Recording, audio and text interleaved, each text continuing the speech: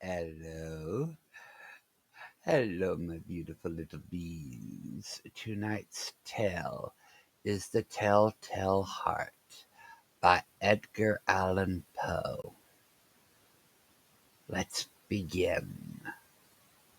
True. Nervous. Dreadfully nervous. I had been and am, but why will you say that I am mad?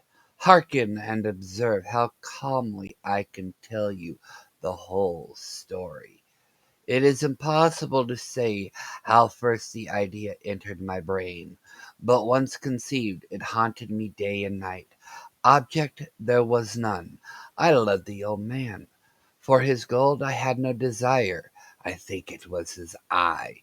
One of his eyes resembled that of a vulture, a pale blue eye with a film over it.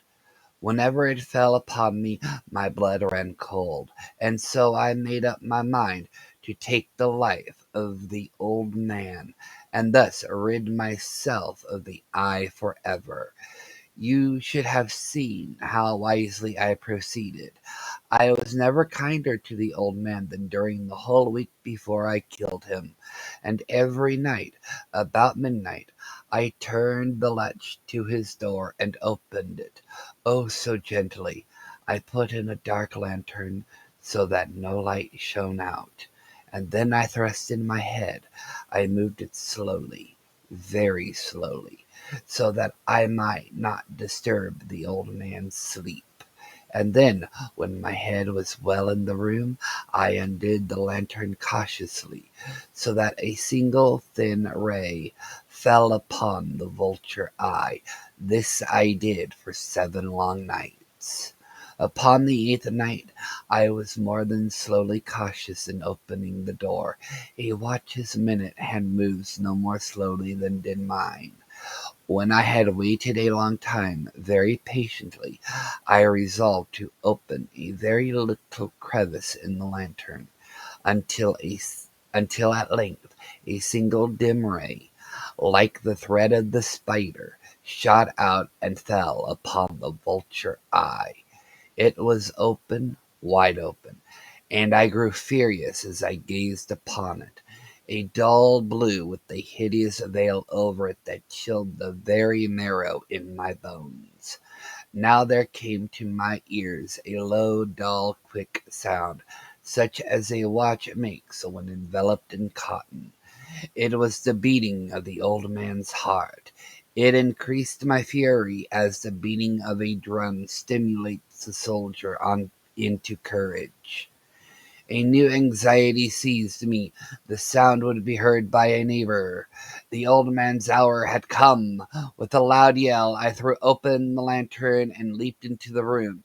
He shrieked once, once only. In an instant, I dragged him to the floor and pulled the heavy bed over him. But for many minutes the heart beat on with a muffled sound. At length it ceased. I removed the bed and examined the corpse. The old man was dead. His eye would trouble me no more. If still you think me mad, you will think so no longer when I describe the wise precautions I took for the concealment of the body. First, I dismembered the corpse. I cut off the head and the arms and the legs. Next, I took up 3 planks from the flooring of the chamber, and deposited all between the scantlings. I then replaced the board so cleverly that no human eye, not even his, could have detected anything wrong. It was 4 o'clock, still dark at midnight. As the bell sounded the hour, there came a knocking at the street door.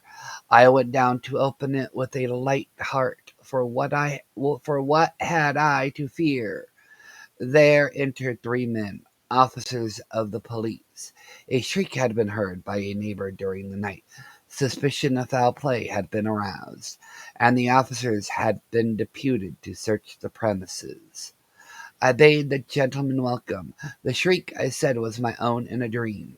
The old man I mentioned was absent in the country.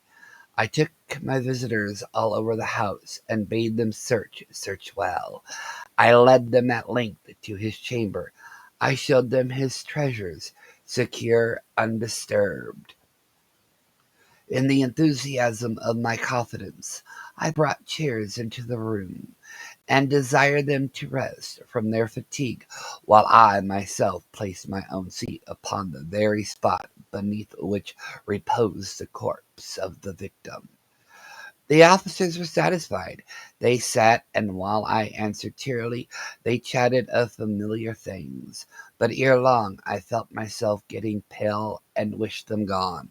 I fancied a ringing in my ears. I talked more freely to get rid of the feeling, but it continued until at length I found that the noise was not within my ears.